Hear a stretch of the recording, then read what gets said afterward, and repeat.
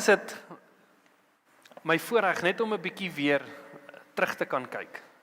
Die gemeente is in COVID eintlik, net voor COVID begin. Deur COVID moes ons aanlyn dienste gehou het en ons het by Zakopane begin en Gerard wat die gemeente begin het regtig 'n hart gehad vir die dorp, vir mense wat die Here nie ken nie. En dis 'n voorreg wat ons het om terug te kan kyk na dit wat begin is, maar dan ook om te sê, hoe lyk die pad vorentoe? Soos wat julle weet, is ons deel van 'n groter kerkfamilie, en ek het laasweek, Vrydag, het ons 'n video gespeel van die GO-konferensie, van leiers wat bymekaar gekom het, van oor die 80 lande, wat bymekaar gekom het en 'n konferensie saam kon hou. En ons is deel van daai kerkliggaam. Maar die vraag is, hoe lyk die kerkliggaam van Every Nation in Brits? Hoe funksioneer ons hierso? So ek wil net hê, ons moet eerstens die missie net na weer kyk van Every Nation. So Every Nation se missie is om te sê, ons bestaan om God te eer, deur Christus gesentreerde, geesbekragtigde, sosiale verantwoordelike kerke en kampusbedieninge in elke nasie te vestig. Dit is die hart van Every Nation. En hulle missie is dat dit Christus gesentreerde, geesbekragtigde, sosiale verantwoordelike kerke en kampusbedieninge in elke nasie te wees. Ons kan nie van die kern af wegbeweeg, dat die rede hoekom ons hier by mekaar is Christus nie. Ons is nie vir 'n ander rede hierso nie. Ons is hier vir Christus. Maar die vraag is, hoe lyk dit in Brits? Hoe pas ons dit hier in Brits toe? Want dit wat werk in die Filippyne, of dit wat werk in Zambië, of dit wat werk in Amerika, of dit wat enige plek in die wêreld werk, gaan nie noodwendig hier in Brits werk nie. Every Nation is nie 'n cookie-cutter kerk nie, bediening nie. Hulle laat toe dat elke gemeente inisiatief vat om hierdie 3 goeders plaas te laat vind. So hoe lyk dit vir ons in Brits? En daar's 4 goeders wat ek op wil fokus, en ons het dit op begin sit, reg rondom ons. Die eerste ene is follow, fish, fellowship en unity. Ons het laasweek die voorreg gehad om na die dood en die opstanding van Jesus te kon kyk. En as ons kyk na die lewe van die disippels voor Jesus se dood en opstanding, en na Jesus se dood en opstanding, sien ons, hulle is drastiese ander mense. Hulle lyk nie soos wat hulle gelyk het voor Jesus se dood en opstanding nie. Voor sy dood en opstanding was hulle bang geweest. Hulle was bang om te deel dat hulle volgelinge van hierdie Jesus is. Maar na sy dood en opstanding, toe lyk dit radikaal anderste. En meeste van die disippels het met hulle lewe betaal om Jesus te volg. Hulle was nie meer bang gewees vir hierdie geloof wat hulle het in Jesus Christus nie. Hulle het nie 'n mens gevrees nie. Hulle het standvastig geword in die geloof wat hulle het. Elke jaar word ons gekonfronteer met Jesus se dood en sy opstanding. Maar ek wil hê hierdie jaar moet nie net nog 'n jaar wees nie. Dit moet nie maar net nog ietsie wees wat ons na gekyk het en dis wat dit bly iets wat ons na gekyk het nie. Jesus se dood en opstanding moet ons rigting wys, moet ons lewens verander. Dit moet nie net iets wees wat een of ander tyd gebeur het en elke nou en dan kyk ons daarna en ons gaan dit aan nie. Dit moet ons lewens verander. Dit moet ons die rigting gee en die fokus wat ons nodig het waantoe ons gaan beweeg. Elke persoon wat wedergebore is, het 'n persoonlike verhouding met Jesus. Maar ek kan nie vir jou sê hoe lyk daai verhouding nie. Jy kan sê hoe lyk daai verhouding. Ek kan vir jou sê hoe lyk my verhouding met Jesus. Maar as julle kyk na my, dan kan julle 'n idee kry, maar julle gaan nie weet hoe lyk dit nie. Ek kan dit soveel uitprobeer lewe soos wat ek kan, Maar elke persoon het 'n unieke verhouding met die Here, 'n persoonlike verhouding met die Here. En ons moet dit nastrewe. En dit is my eerste punt wat ek wil maak. Ons moet Jesus volg. Follow Jesus. Jesus roep ons om hom te volg. Hy red ons uit die wêreld uit. En hy sê, kom volg my nou. Dat ek jou wys, hoe lyk dit om die pad saam met my te stap. So die eerste skrif wat ek nou wil kyk is Matteus 16 vanaf vers 24. Julle sal hom op die bord sien. Toe sê Jesus vir sy disippels, as iemand agter my aan wil kom, moet hy homself verloon en sy kruis opneem en my volg. Want elkeen wat sy lewe wil red, sal dit verloor. Maar elkeen wat sy lewe om my ontwil verloor, sal dit vind. Want wat baat dit 'n mens as hy die hele wêreld win, maar aan sy siel skade ly? Of wat sal 'n mens gee as losprys vir sy siel? Hy begin en hy sê, jy moet homself verloon en jou kruis opneem. Dis nie 'n, as jy wil, dit sal nice wees nie. Nee, hy sê, as jy my disipel wil wees, is daar sekere goeders wat jy moet doen.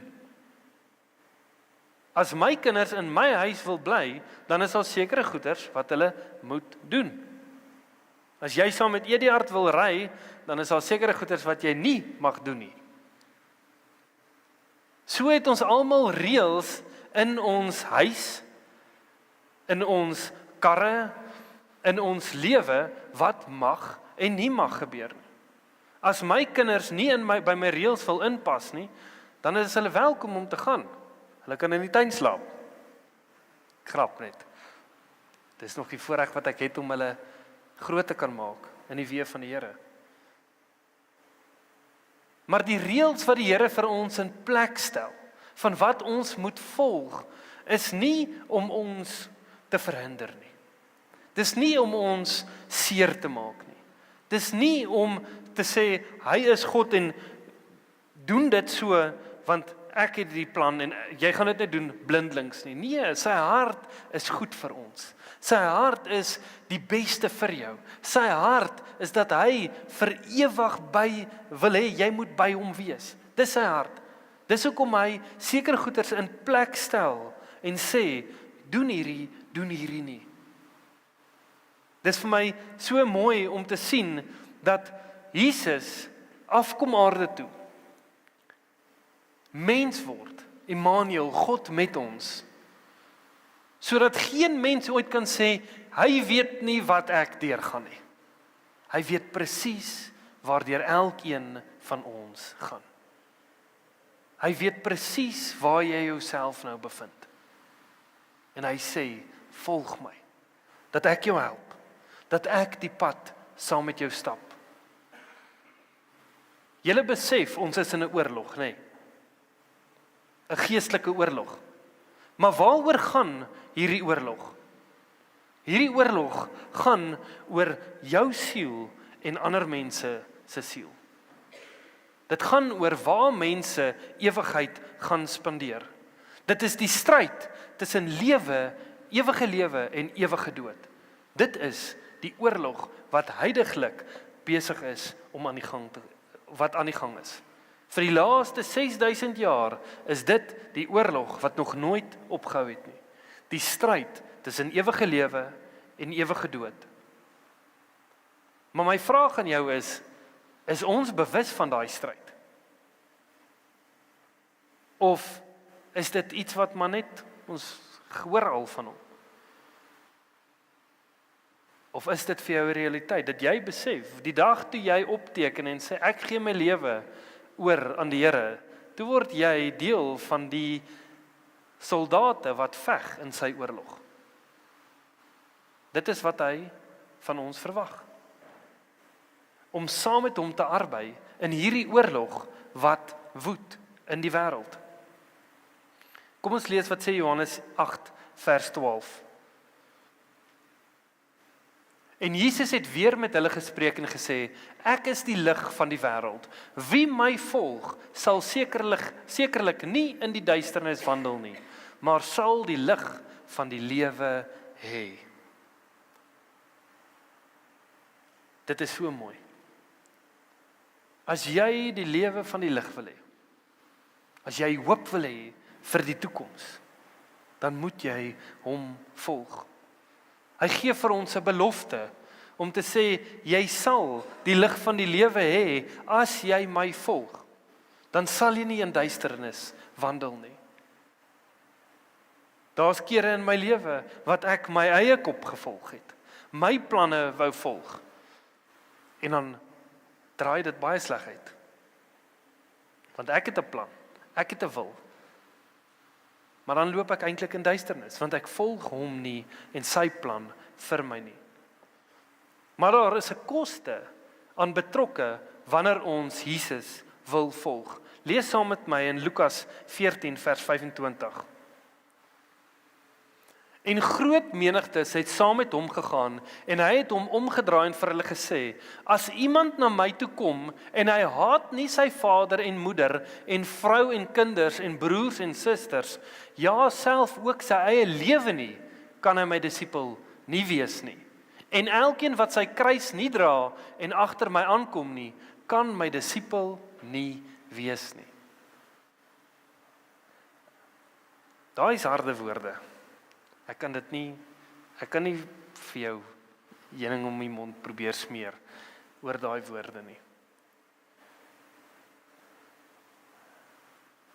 Die dag as jy kies om Jesus te volg, moet jy die kosteberekening doen van wat hy van jou gaan vereis. Hy vereis dat jy bereid sal wees om alles agter te los, jou lewe neer te lê, om sy disipel te wees. Dis wat hy verwag. Hy verwag niks minder as dit nie. Hoekom verwag hy niks minder as dit nie? Want sodra ons iemand anderste in die plek van God sit, of iets anders in die plek van God sit, dan kom sonde in. In die tuin van Eden sê God vir Adam, van die boom van kennis van goed en kwaad mag julle nie eet nie, want julle sal sekerlik sterwe. Adam weet dit, hy hoor dit eerstehands uit God se mond uit. Eva hoor dit by Adam. En die slang kom en hy probeer vir Eva verlei. En hy kry dit reg. Adam was daar gewees. Adam was nie besig met iets anders te gewees nie, hy was daar. En in daai oomblik, nadat Eva geëet het, staan Adam vir 'n keuse wat hy moet maak. Gaan ek God volg, of gaan ek my vrou volg? En toe Adam kies om Eva bo God te sit, toe kom die sonde in. Ek en jy het elke dag 'n keuse wat ons moet maak. Sit ons iemand in die plek wat net vir God bedoel is? Sit ons iemand in daai plek? Is dit jou werk? Is dit jou gesin? Is dit jou kinders? Is dit jou man? Is dit jou vrou? Is daar iemand wat in die plek is van God? Want ek kan jou waarborg, as jy iemand of iets anderste in die plek van God sit, lê alles anderste onder dit.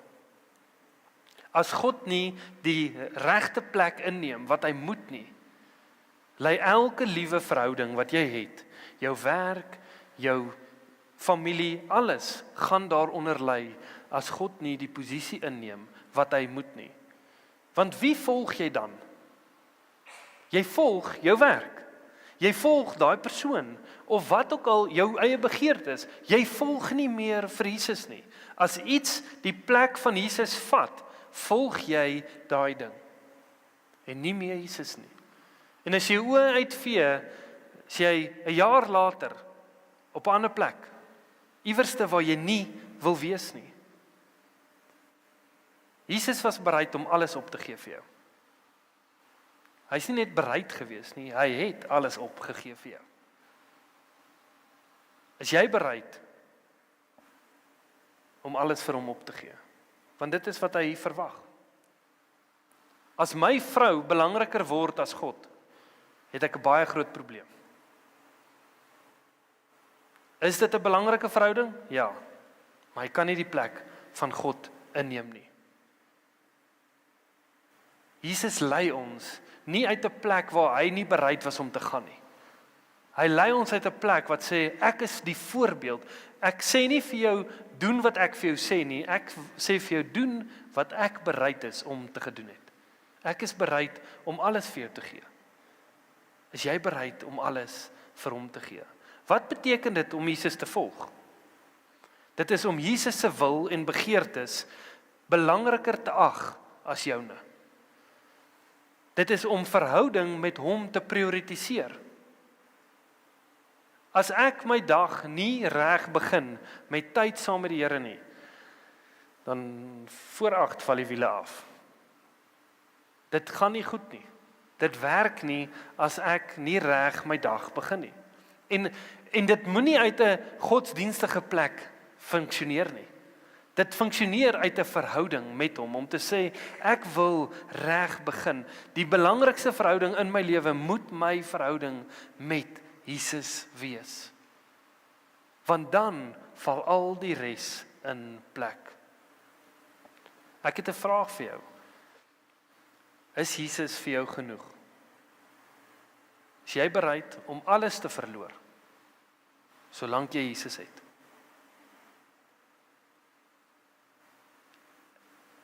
Ek moet eerlik wees, ek weet nie altyd nie. Ek onthou as Azaria was op 'n kol in 'n kleuterskool gewees en die Here druk dit op my hart om te sê, om vir haar te bid, mag sy sout en lig wees in hierdie wêreld. En ek sê, Here, ek kan nie daai bid nie. Want die wêreld, die duisternis hou nie van die lig nie. So as ek daai vir haar bid ek eintlik indirek dat sy baie konflik gaan hê waar sy is. Ek sê, maar Here, ek wil nie hê sy moet daardeur gaan nie. Hy sê, Johan, ek het haar toevertrou aan jou, om haar groot te maak in my weë, nie jou weë nie, nie jou begeertes nie. En ek het daai gebed elke dag wat ek haar gaan aflaai het, vir haar gebid. Mag sy sout en lig wees. En is 'n gebed wat ek aanhou bid. Want hulle is nie my kinders nie. Ek het die voorreg om hulle groot te maak in die weë van die Here. Maar eendag gaan die Here net vir my vra, Johan, hoe het jy hulle groot gemaak? Want hulle is my kinders. Ek gaan eendag voor die Here staan en rekenskap moet gee. Het ek hulle groot gemaak in sy weë of nie? As ek my gesin moet verloor, hoe sal dit lyk? Hoe sal dit voel? Dis gedagtes wat seker maar net deur my kop gaan. Maar dis gedagtes wat ek kry. Gaan ek kwaad wees vir die Here? Gaan ek hom verwyd? Hoe lyk dit? En ek dink ons moet baie keer eerlik wees met onsself oor hierdie goeters. Dat ons nie omkant gevang word as daar iets gebeur wat ons nie verwag het nie. Ons moet onsself daai vraag vra, is Jesus genoeg vir jou as jy alles verloor? Is dit oukei om net hom te hê? Jesus kan vir jou iets gee wat niemand anders ooit kan nie. En dit is ewige lewe. Dit wat jy hier op aarde verloor, gaan jy kry in die ewige lewe. As jy hier iemand doodstaan aan die dood, of afstaan aan die dood, nie doodstaan aan die dood nie, afstaan aan die dood, sien jy hulle weer in ewigheid. Ons fokus is baie keer kortsigtig. Ons fokus is baie keer op dit wat ons nou hier wil hê, in plaas van, hoe lyk dit eendag in ewigheid? En dit bring my by die tweede punt wat ek wil maak. Fish for people. As ek en jy Jesus volg, sê hy, ek gaan vir jou sekere goeders leer. Soos wat hy vir sy disippels gesê het in Matteus 4 vers 18, ontmoet hy 2 van sy disippels wat besig was om vis te vang. So ons kan daai gedeelte lees in Matteus 4 vers 18. En terwyl Jesus langs die see van Galilea loop, sien hy twee broers, Simon wat genoem word Petrus en Andreas, sy broer, besig om 'n net in die see uit te gooi, want hulle was vissers. En hy sê vir hulle, kom agter my aan, en ek sal julle vissers van mense maak. En hulle het dadelik die nette laat staan en hom gevolg. Dadelik. Wanneer Jesus ons roep om hom te volg, sê hy nie môre nie. Sê hy nie wanneer jy so voel nie. Hy sê gehoorsaam my, dat ek jou kan lei. Doen dit dadelik. Volg hom dadelik. Moenie wag totdat jy op 'n emosionele beter plek is, of wat ook al dit mag wees, finansiële beter plek wees nie. Volg hom dadelik in daai oomblik, want wat verg dit? Dit verg geloof. Dat hy gaan doen wat hy gesê het hy gaan doen. Hy het gesê, hy gaan hulle vissers van mense maak. Jesus wil elke een van ons vissers van mense maak. Maar dit verg om hom te volg, te leer by hom. In Matteus 28 vers 19 sê hy, gaan en maak disippels van alle nasies, en doop hulle in die naam van die Vader, die Seun en die Heilige Gees, en leer hulle alles wat ek julle geleer het. So Jesus gee die model vir die disippels wat hulle moet gaan doen. Hulle moet die mense alles gaan leer. As hulle 'n disipel gemaak het, moet hulle alles leer wat Jesus hulle geleer het. Paulus gaan verder met Timoteus en hy sê, Timoteus, vertrou toe, of dit wat ek aan jou toe vertrou het, vertrou dit toe aan ander mans, aan ander mense, gaan vertrou dit aan hulle toe. So dit wat Paulus vir Timoteus geleer het, is wat Timoteus aan moet gaan, aanhou leer vir die mense. As jy 'n kind het, dan sal jy sien hoe hulle in jou voetspore wil volg. So, van die vrouens, of laat ek nie sê van die vrouens nie, my vrou, sal partykeer 'n hemp in haar rompie insteek. En dan sal my dogter daarna kyk, en sy sal alles insteek. Dit is nie nou net meer 'n hemp wat in 'n rompie nie, dit is, alles moet ingesteek word. Hoekom? Want my ma doen dit. Dan sê Alkers dan maar, dit werk nie so nie. Nee, dis hoe sy dit doen. Sy volg in haar ma se voetspore. Ek en my vrou ry nou die dag en ons sien 'n man en 'n seun langs die pad staan en dis nogal verkeer. So die man groet ander werkers wat op 'n bakkie is. Hy waai vir hulle en jy sien hierdie klein seentjie, die man staan met sy been so op 'n oppervlakte en jy sien hierdie seentjie probeer sy voet hier op hierdie muurtjie kry. En hy waai nou ook vir die werkers en die werkers waai nou maar vir hom ook want hulle is vriendelik en dan waai die seun weer en naderhand raak dit so awkward want die seentjie weet nie hy moet nou ophou waai nie en die werkers wil net vriendelik bly so hulle hou nou maar aan waai. Maar jy sien hierdie seun probeer alles doen wat sy pa doen. Hy probeer sy pa naaap. Is ek en jy besig om Jesus te naaap? Is ek en jy besig om alles wat nie so lyk soos wat hy wil hê dit moet lyk nie, agter te los en hom te volg in dit? Is my en jou begeerte om soos Jesus werklik te wees? Want as dit is, dan gaan ons nie onsself probeer dupliseer in iemand nie. Ons gaan Jesus probeer dupliseer in iemand. Ons gaan hulle voorstel aan Jesus, nie aan wat ons graag wil hê of ons begeertes nie. So die vraag is, hoe vis ons vir mense? En dit begin eerstens by jou verhouding met Jesus. Ek en jy kan onmoontlik vir mense vis as ons nie geleer is deur Jesus hoe om vir mense te vis nie. Ek en jy moet die model volg wat Jesus vir ons uitlê. Hy sê, een plant, een maak nat, en net God bring die groei. Partykeer, wanneer die Here jou lei om in iemand se lewe inspraak te hê, maak jy dalk net nat. Of jy plant dalk. Of jy het inspraak in iemand se lewe en in daai oomblik sê daai persoon, ek wil my lewe oorgee aan die Here. Ek wil nie meer my lewe volg nie. Dan sê jy, wat het nou gebeur? Iemand anders het geplant, iemand anders het nat gemaak en jy die voorreg om te oes waar jy nooit geplant het of nat gemaak het nie. Partykeer plant ons. Partykeer maak ons nat en ons oes. Ons weet nie hoe lyk dit nie. Net die Here weet. Maar kan ons gehoorsaam wees aan die plan wat hy het vir hoe hy dinge gedoen wil hê? Maar nou kom daar 'n belangrike vraag in. Het ons mense lief genoeg om die waarheid met hulle te deel, al hou hulle nie altyd daarvan nie? Want as iemand gekonfronteer word met waarheid, en die waarheid is, daar's een van twee plekke waar jy gaan opeindig, ewige lewe of ewige verderf. Dit is jou eindpunte. As jy met iemand dit deel, kan hy vir jou sê, maar ek dink nie dis waar nie. Maar dit verander nie die realiteit van dat dit waar is nie. En daai verhouding gaan dalk skade ly. Dit gaan dalk nie lekker wees om die waarheid met iemand te deel nie. En omdat dit nie lekker is om die waarheid met iemand te deel nie, dan skram ons weg van die verantwoordelikheid om dit te doen. Maar ek wil vir jou aanmoedig om te sê, ek het daai persoon lief genoeg om die waarheid met hom te deel of haar te deel. Al is dit moeilik. Al is dit dalk nie lekker nie. Maar dat hulle weet wat is die waarheid. En dit bring my by die derde punt wat ek wil maak. Is fellowship.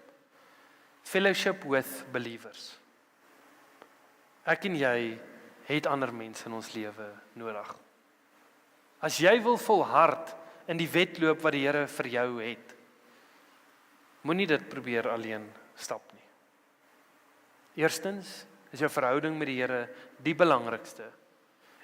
En dan met medegelowiges. Jy moet medegelowiges hê in jou lewe, wat jy die pad mee saam kan stap. Wat jy na toe kan gaan wanneer jy 'n nood het. Wat jy na toe kan gaan wanneer jy wonder, is jy besig met die regte ding of nie?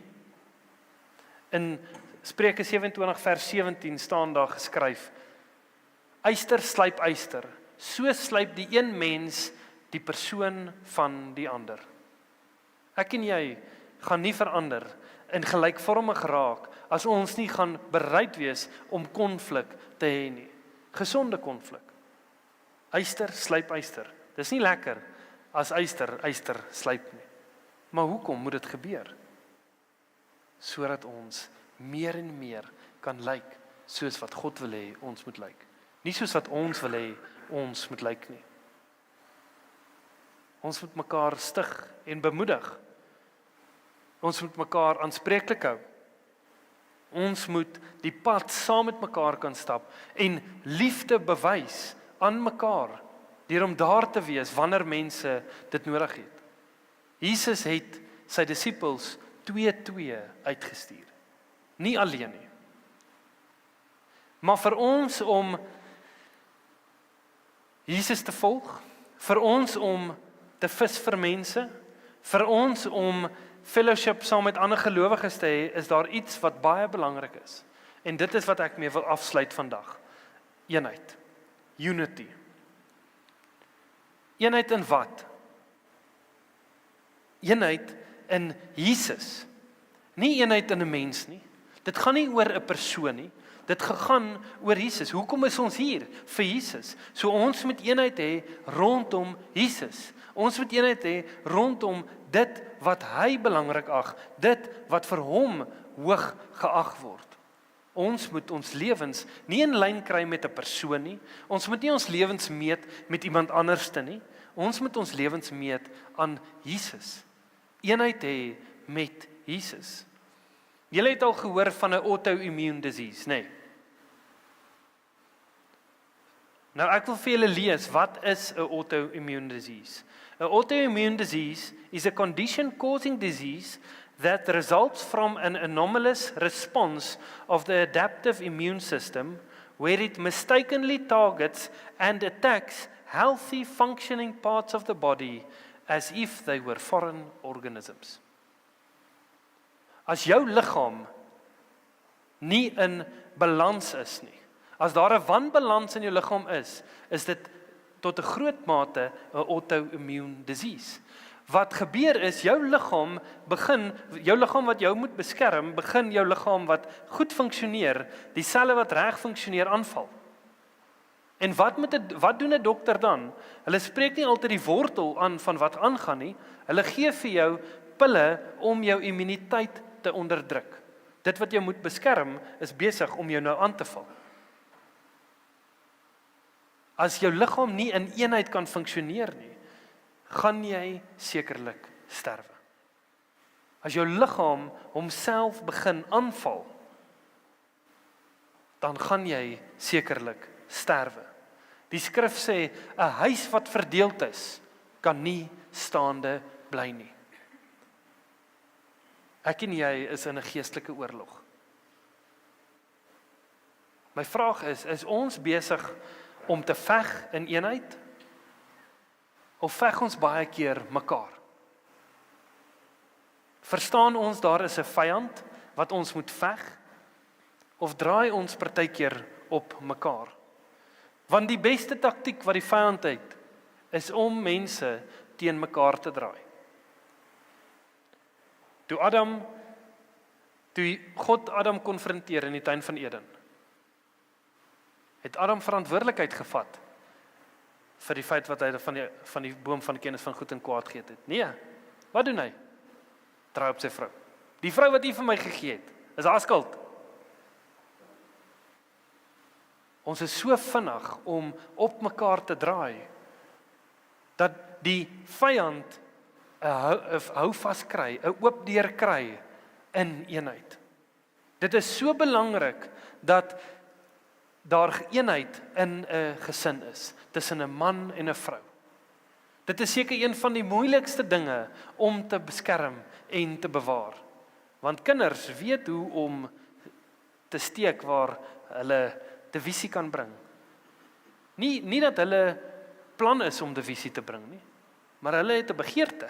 Hulle wil iets hê. En ek kry hom nie by pappa nie, so ek gaan vir mamma vra. En as daar nie eenheid is nie, dan kry die kind wat hulle wil hê, en die ma en die pa beklei op die einde van die dag. Sit vas en stry. So nou weet my kinders al, as hulle na my toe kom en sê, het jy jou ma gevra? Ja, mamma het gesê, ek moet pappa vra. Of wat ook al dit mag wees. Ons moet eenheid hê in 'n gesin. Kolossense 1 vers 17 tot 18 sê vir ons, en hy is voor alle dinge, en in hom hou alle dinge stand, en hy is die hoof van die liggaam, naamlik die gemeente. Hy wat die begin is, die eerstgeborene uit die dode, sodat hy in alles die eerste kan wees. Ek is nie die hoof van hierdie gemeente nie. Jesus is die hoof van hierdie gemeente. Ek is 'n instrument wat hy gebruik hier op aarde.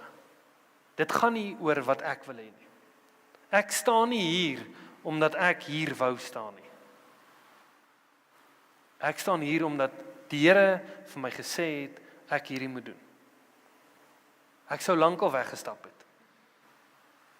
As die Here dit nie vir my duidelik gemaak het dat ek die gemeente moet lei nie.